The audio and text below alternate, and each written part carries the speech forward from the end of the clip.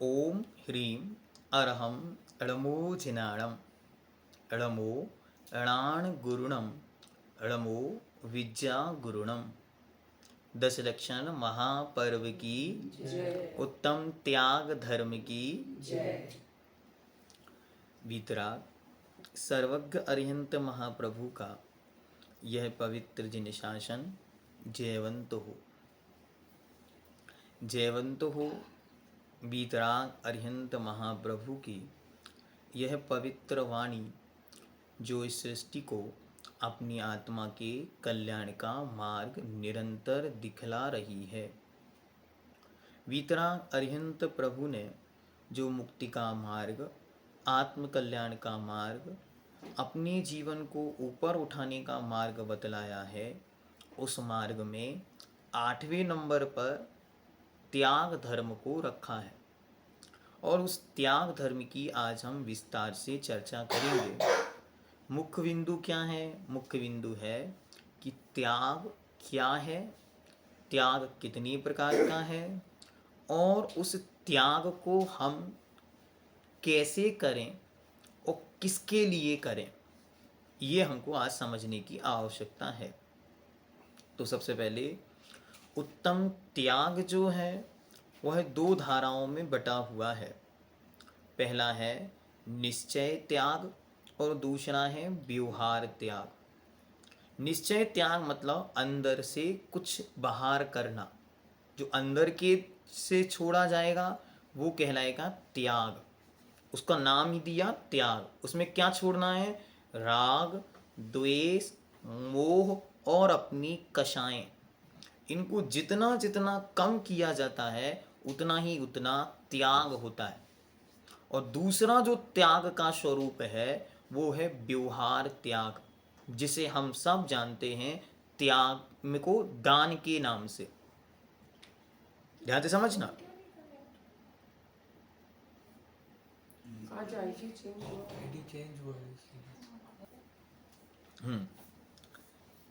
तो 2 शब्द आपको समझ में आए। पहला शब्द है त्याग और दूसरा शब्द है दान।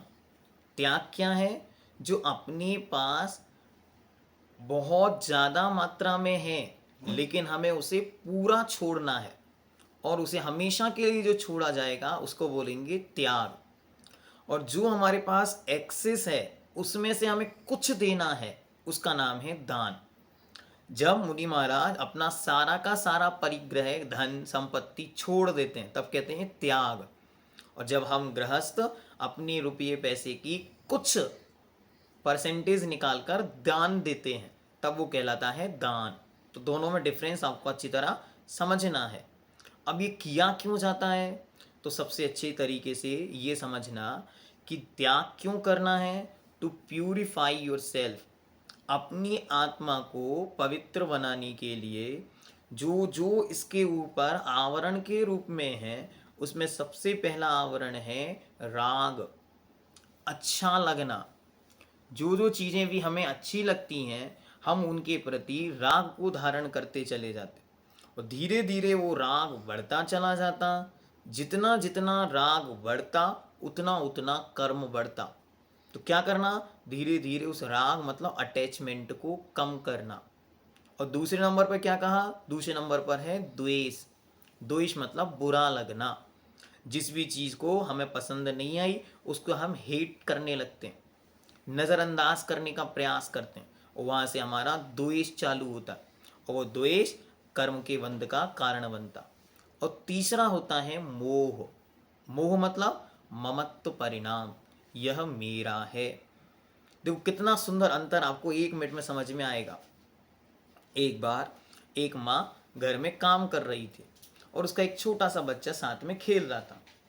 धीरे धीरे वो बच्चा खेलते खेलते घर के बाहर निकल गया और इतने में ही 2-5 मिनट हुए होंगे और किसी ने जोर से आवाज़ लगाई, ये किसका बच्चा था जिसका एक्सीडेंट हो गया।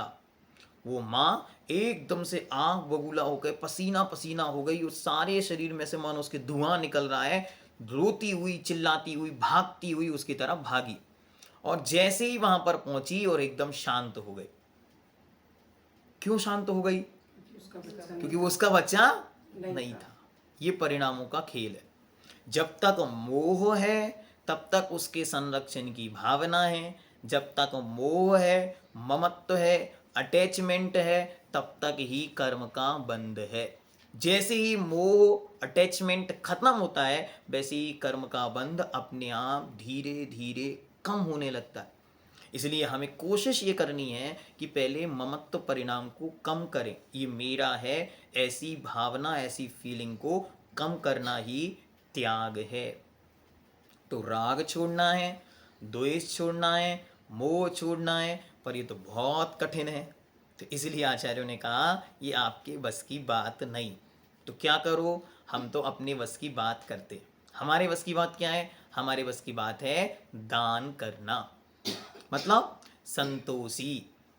पहला तो संत बनना है, ये तो कर देंगे तो संत बन जाएंगे। अब संत तो हमको बनने का भी रास्ता दिख नहीं रहा, तो क्या करो? तो आचार्य कहते हैं अभी संत नहीं बन पा रहे हो तो चलते हैं हम संतोषी बनने के लिए। संतोषी कौन बनता है? संतोषी गृहस्थ बनता है।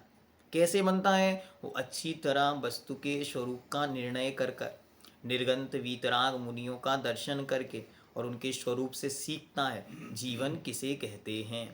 तो क्या करता? जो कुछ उसके पास एक्स्ट्रा है, एक्सेस में आ गया है, उसने कमाया है, पुण्य के योग से मिला है, उसमें से कुछ परसेंटेज यूजफुल तरीकों से, यूजफुल मैटर में, यूजफुल स्थान पर उपयोग करता है।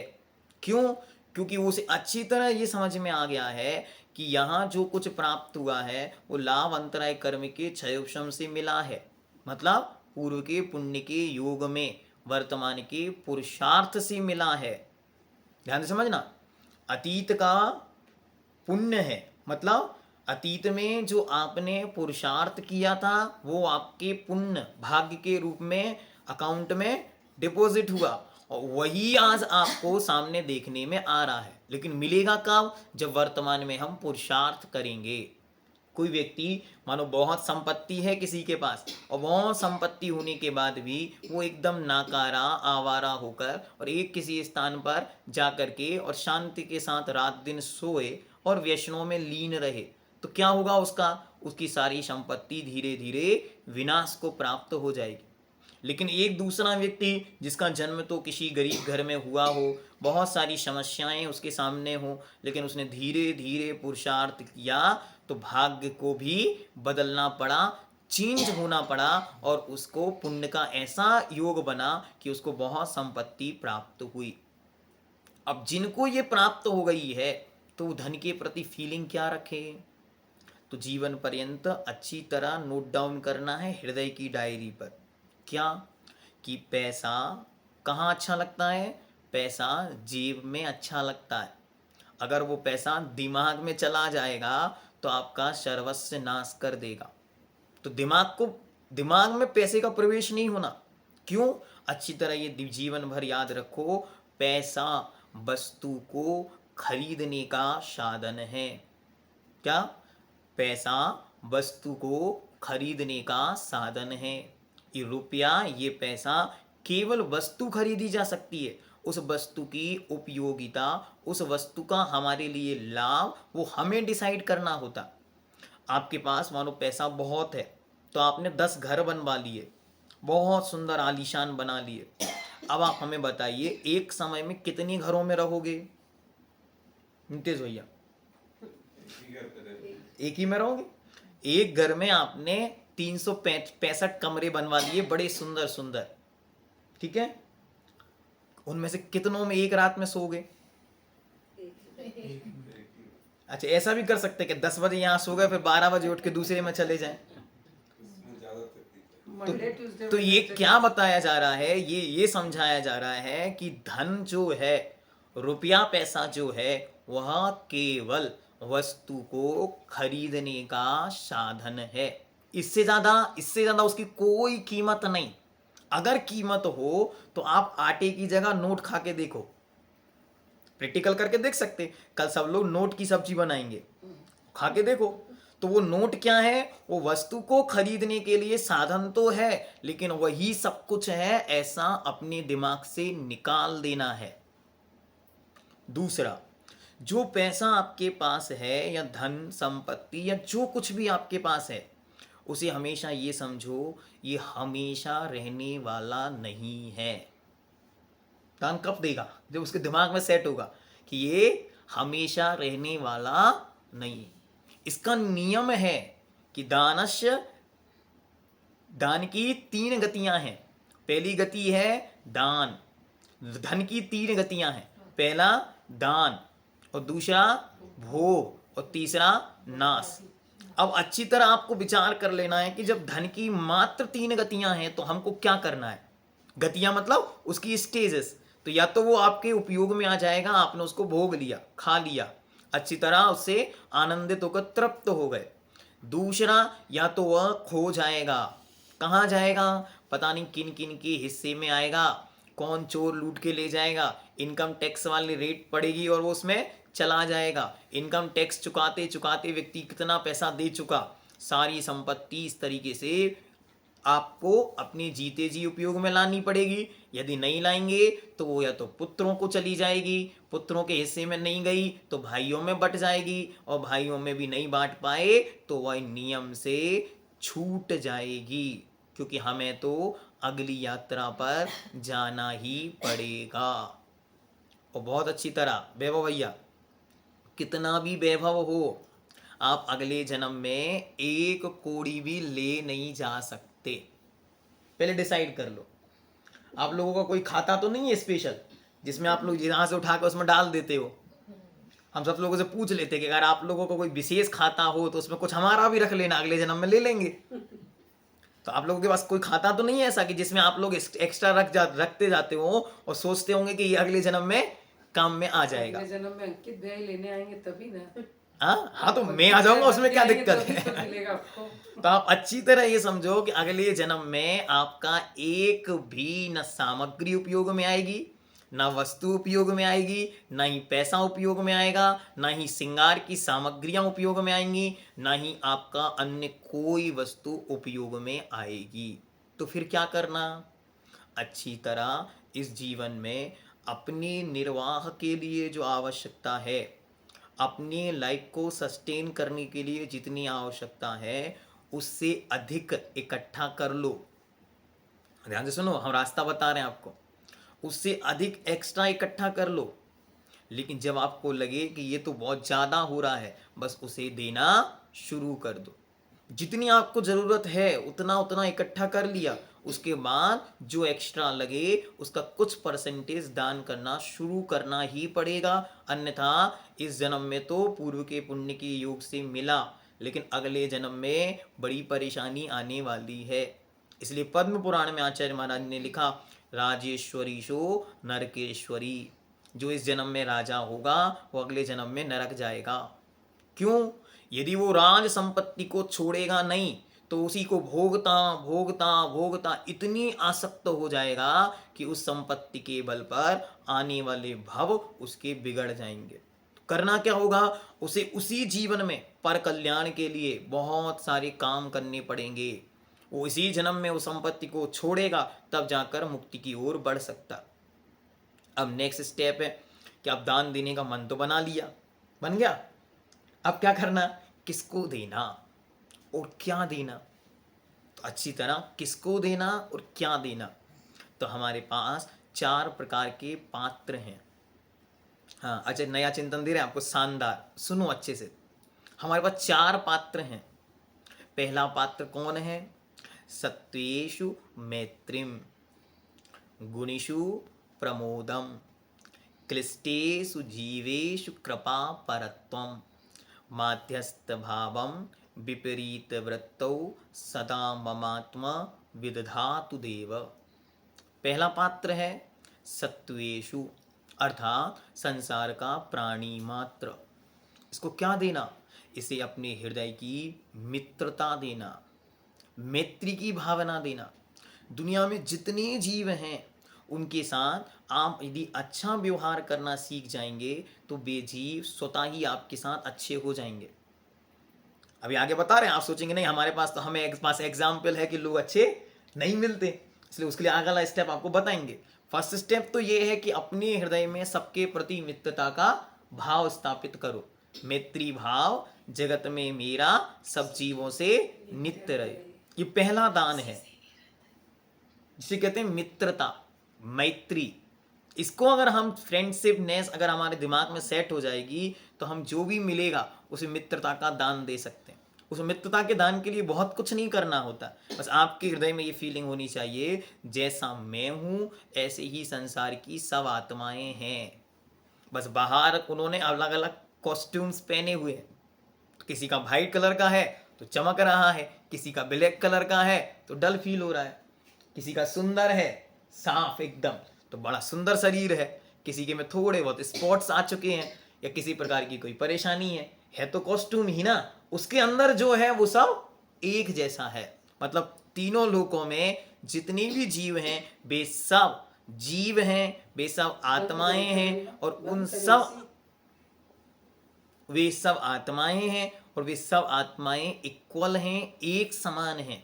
इसे कहते हैं मैत्री। अगर आपके अंदर ये मैत्री डेवलप्ड हो जाएगी तो अच्छी तरह आप अपनी हृदय की भावनाएं दूसरे को दान में दे पाएंगे। अब जो व्यक्ति मुझसे किसी भी क्षेत्र में ऊपर हैं, गुणिषु प्रमोदम, ऊपर है मतलब जो हमसे उम्र में बड़े हैं, जो हमसे ज्ञान में बड़े हैं, जो हमसे तप में बड़े हैं, जो हमसे चारित्र में बड़े हैं, जो हमसे धन में बड़े हैं, हाँ ध्यान से सुनो, जो हमसे पोस्ट में बड़े हैं, उनके प्रति कैसा भाव रखना, उनके प्रति अच्छी तरह गुणिषु प्रमोदम, उनके गुणों के प्रति प्रमोद का भाव रखना। ये प्रमोद भाव कैसा है?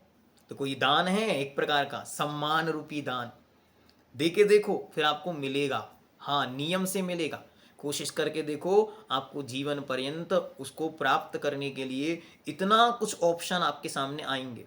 एक बार इसको अप्लाई करके देखो। क्या करना? गुणिषु प्रमोदम, जो गुणवान है उसको देखकर हाथों का जुड़ जाना, आँखों का झुक जाना, मुख पर प्रसन्नता होना, उसके गुणों को अपने मुख से बोल पाना। बहुत बार ऐसा होता कि सामने वाला बहुत अच्छा है, हमने सारे गुण देख लिए लेकिन मुंह नहीं खुलता। क्यों नहीं खुलता? अंदर की ईर्ष्या उसे रोक देती। हाँ होगा बड़ा आदमी, हमको क्या, ऐसा करके हम रोक देते हैं खुद को।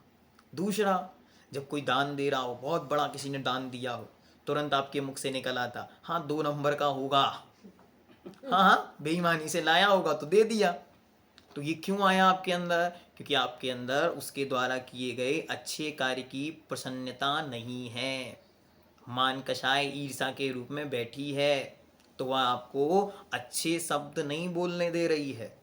इसलिए दूसरा दान देना है, वो दान है विनय का दान, प्रमोद का दान। कैसे होगा वो दान?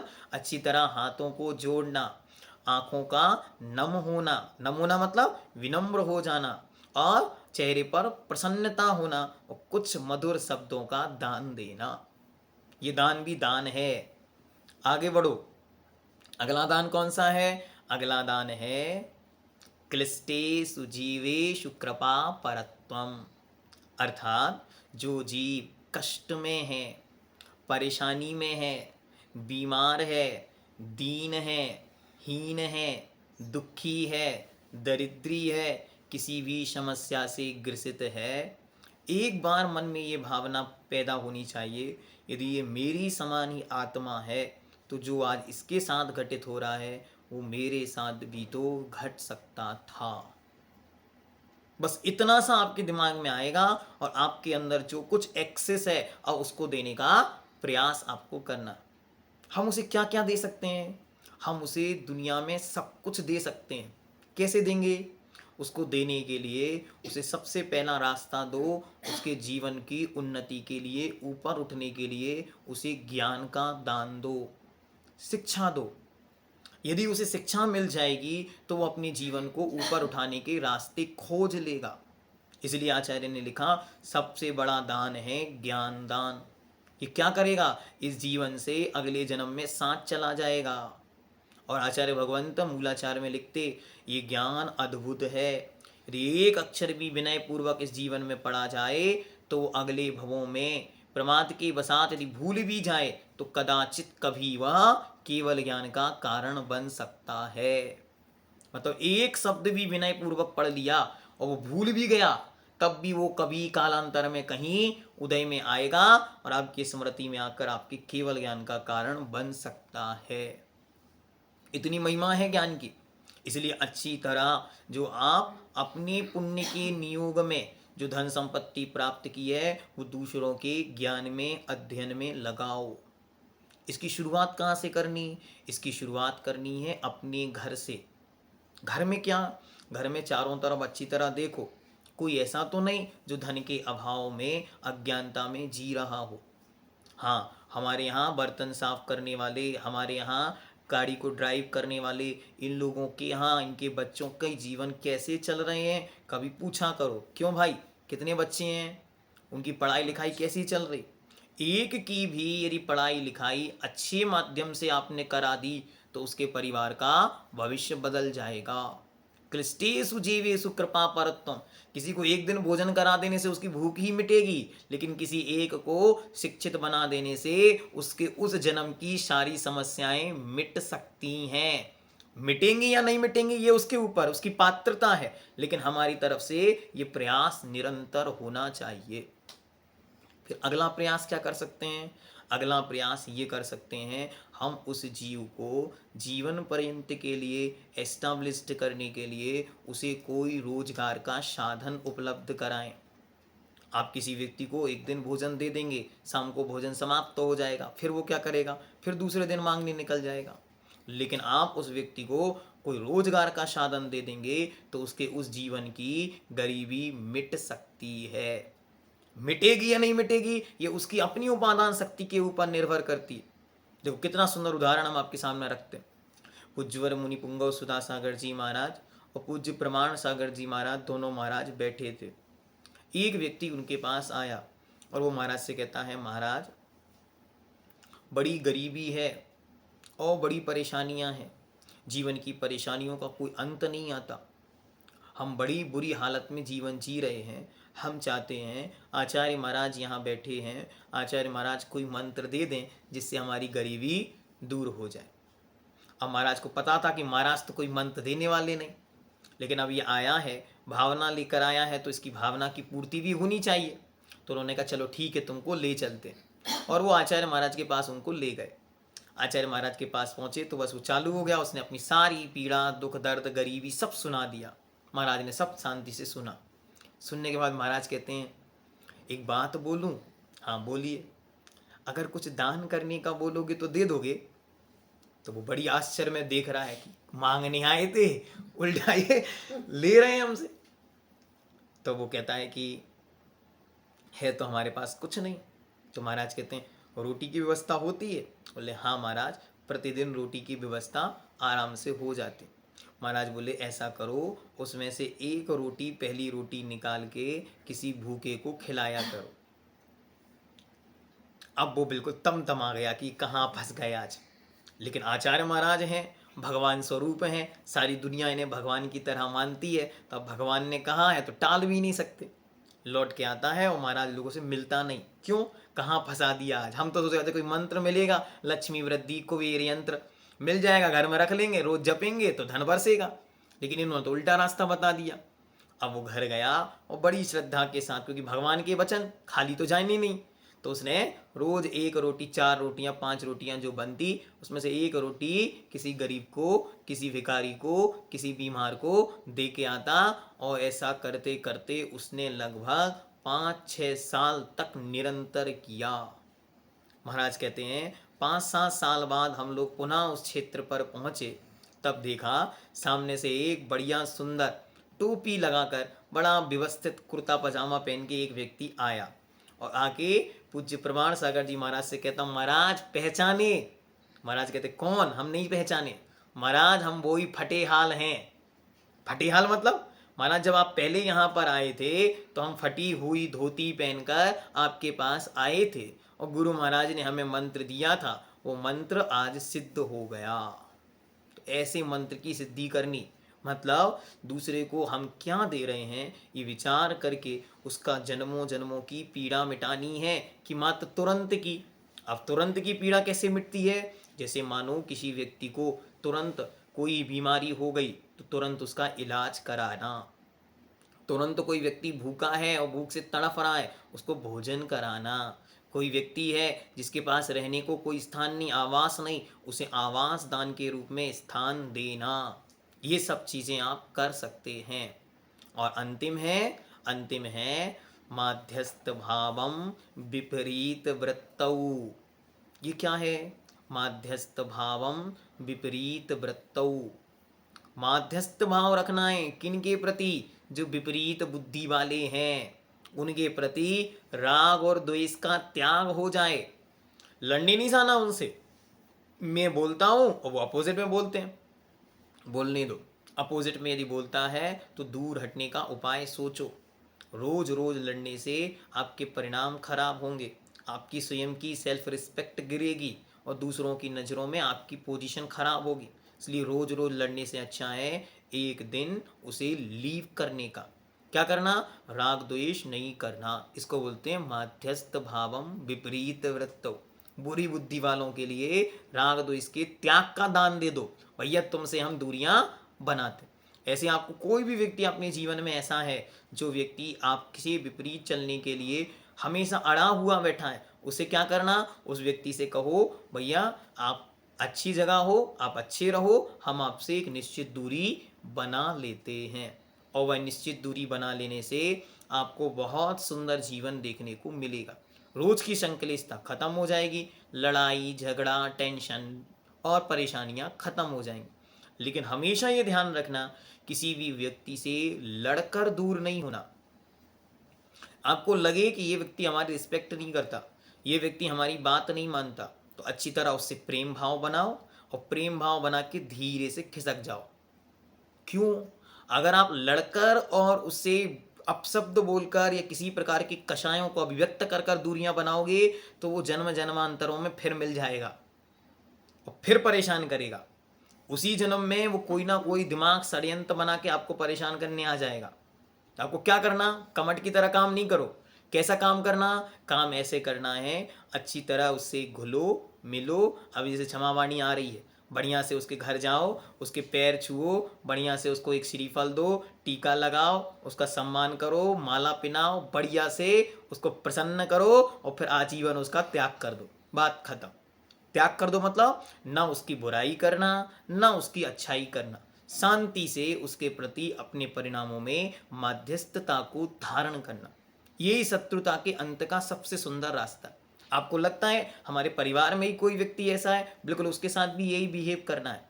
अच्छे से जाओ, उसका सम्मान करो, बढ़िया उसकी रिस्पेक्ट करो, उसको ऐसा लगे कि हो क्या गया, आज तो आश्चर्य हो गया। हाँ, ये प्रैक्टिकल 10 लक्षण तभी काम में आएंगे जब आश्चर्य होगा। किसी एक के हृदय में आश्चर्य तो होना चाहिए, ये क्या हो गया, तो उसे आश्चर्य लगे, उसे आनंदित लगे और फिर एकदम से धीरे से दूरी बना लेनी। तो ये है माध्यस्थता। इसका यदि दान देना हम सीख जाएंगे तो मजा आ जाएगा जीवन में। पहला दान किसको देना है? पहला दान दुनिया के हर एक प्राणी को। उस दान का क्या नाम है? उस दान का नाम है मित्रता। हर व्यक्ति जो भी आपको मिलता है बड़ी प्रसन्नता के साथ उससे मिलो, बड़े आनंद के साथ मिलो। भावना ये हो जैसे मैं जीव हूँ ऐसे ये जीव है, जैसे मेरी आत्मा है ऐसे इसकी आत्मा है। अगर संसार की हर आत्मा एक समान ही है तो फिर ये डिफरेंसेस हम क्यों कर रहे हैं? उसे करना बंद कर देने का नाम मित्रता है।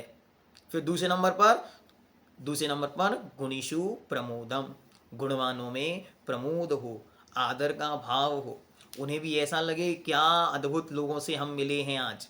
आपके अंदर इतना उनके प्रति प्रमोद का भाव भर जाए, जो अपने बड़े हैं, जिन्होंने अपने घर परिवार को अच्छी एक पोजीशन पर पहुंचाया है, जिन्होंने अपने राष्ट्र नगर समाज और धर्म को अच्छी पोजीशन पर पहुंचाया है, उन सबका सम्मान हमारे हृदय में सदा सदा बना रहे। और थर्ड नंबर पर है क्लिष्टे सुजीवेषु कृपा परत्वम। जो जीव करुणा से क्लिष्टमान होकर बड़े दुखी हैं, परेशान हैं, संकटग्रस्त हैं, अनेकों बाधाओं से ग्रस्त हैं, हमेशा जीवन में एक की बाधा दूर करो, आपके जीवन की बहुत सारी बाधाएं दूर हो जाती। पूज्य श्री के मुख से हमने बहुत बार सुना, और एक बार तो पूरा उन्होंने 4 महीने इसी पे प्रवचन दिया था, कृष्टियेषु जीवेषु कृपा परत्न। कितना सुंदर सुंदर उन्होंने वहाँ पर एग्जाम्पल रखे थे। उन्होंने कहा किसी एक सूखते हुए पेड़ को आप रोज कंटिन्यू केयर करना शुरू करो, पानी देना शुरू करो, वो पेड़ आपको समृद्धि का रास्ता दिखा देगा। आप एक पेड़ की रक्षा करने का संकल्प तो करो। दुनिया के हजारों जंगल हमको नहीं बचाने, एक पेड़ से शुरू करना। ऐसे ही दुनिया के लाखों गरीब हमको पालने, ऐसा मत सोचो, लेकिन कम से कम एक कोई हमारे निमित्त से कल्याण के रास्ते पर आ जाएगा। क्योंकि सबसे बड़ा संसार में अपराध है वो है गरीबी। हाँ, क्यों? सारे अपराधों की जड़ गरीबी से शुरू होती है। जहाँ धन का अभाव होता है, भुखमरी होती है, वहाँ के लोग अपराधी बन जाते हैं। इसलिए दुनिया का सबसे बड़ा पाप है। इसलिए लोगों ने लिखा, पूज्यवर पद्मनंदी देव ने पद्मनंदी पंचविंशतिका में लिखा कि हे भगवान, इन संसार के जीवों को सब कुछ देना, बस गरीबी दरिद्रता नहीं देना। क्यों? जहाँ जहाँ दरिद्रता होगी वहाँ अपराधों की प्रवृत्ति बढ़ने लगेगी। इसलिए क्या करना? गरीबी को दूर करने के लिए संकल्पबद्ध होकर अपने जीवन में संपन्नता हो, लेकिन मद ना हो। ये दान की तीसरी कड़ी। और चौथा स्टेप क्या है? चौथा स्टेप है विपरीत वृत्तों में मध्यस्थता। जो विपरीत बुद्धि वाले हैं उनमें मध्यस्थता का भाव रखो। उनमें कभी भी हमें राग द्वेष करके लड़ाइयाँ नहीं लड़नी है, क्योंकि अब हमारे पास समय नहीं है यहाँ पर युद्ध लड़ने का। अब हमारे पास समय है शांति के साथ जीने का। इसलिए बार बार इस पर विचार किया करो। एक समय था जब युद्ध लड़े जाते थे, हाँ, किसी ने कुछ कह दिया आ जाओ मैदान में। अब वो समय नहीं है। अब समय यह है कि अच्छी तरह जीवन को जीने के लिए हम क्या कर सकते हैं, उस पर फोकस्ड रहना। तो ये 4 प्रकार के पात्र हैं दान के। किसको क्या देना, अच्छी तरह आज विचार कर लो, माइंड सेट कर लो, हम किस किस को क्या क्या देंगे, ठीक है। और उन व्यक्तियों के नाम लिस्टेड डाउन करके और यात्रा पर निकल पड़ो। अगले साल जब त्याग के दिन हम पूछेंगे कि आपने एक साल में कितना त्याग किया और कितना दान किया, तो आपके पास एक लिस्ट होनी चाहिए, ठीक है। एक डायरी में एक पेज पर लिख लेना कि हमको 4 प्रकार के दान इन 4 पात्रों को देने। किसी 4 व्यक्ति को रख लो आप सामने। एक की गरीबी दूर करनी, एक के साथ मित्रता बनानी, एक का सम्मान करना और एक के साथ मध्यस्थता रखनी। एक साल में 4, ठीक है।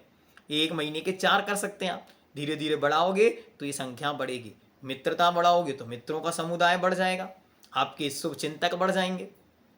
दूसरे नंबर पर आप गुणीशु गुणवानों को बढ़ाएंगे तो आपकी ज़िंदगी की क्वालिटी बढ़ जाएगी।